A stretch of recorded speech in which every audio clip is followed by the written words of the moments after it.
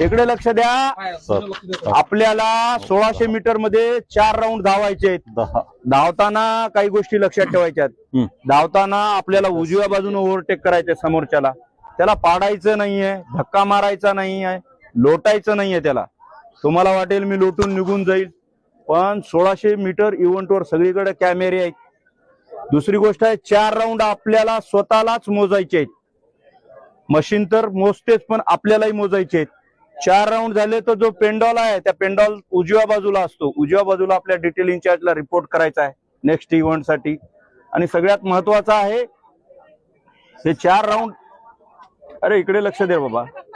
4 round करत असताना कोणीही एक लक्षात घ्या, या 4 राऊंड मध्ये महत्वाचं एवढं आहे की हे जे सेन्सॉर आहे ती स्टार्टिंग पॉइंट आहे आणि एंडिंग पॉइंट आहे. बरोबर आहे. जो शेवटचा कॅन्डिडेट आहे, शेवटची रो आहे 4 ची, ती जोपर्यंत तिथं चलत चलत जरी आली, आम्हाला असं डिस्टन्स ठेवून तुम्हाला पळवायचं आहे, जेणेकरून कोणीही कॉम्पॅक्ट होणार नाही, एकमेकाला चिटकणार नाही. तर स्टार्टिंग पॉइंट तो तुमचा आहे. पहिला केव्हा पळाला ह्याला अर्थ नाही, तुम्ही केव्हा पळाले ह्याला अर्थ आहे. आलं का लक्षात? तुम्ही इथून त्या ह्याच्यामधून गेले. आणि काय करतात काही उमेदवार, असं पाया पडून चालतात. अरे पाया पडलं तर तुमचं चेस्ट नंबर दिसेल का? अरे हे सगळं ह्याच्यावर तर खेळ आहे. 1600 आणि 100चा खेळ कशावर आहे? तुमचा टाइम काउंट करते ना ते. त्याच्यामुळे पाया काय पडायचे पहिलेच पडून घ्या, पण तिथं नाही.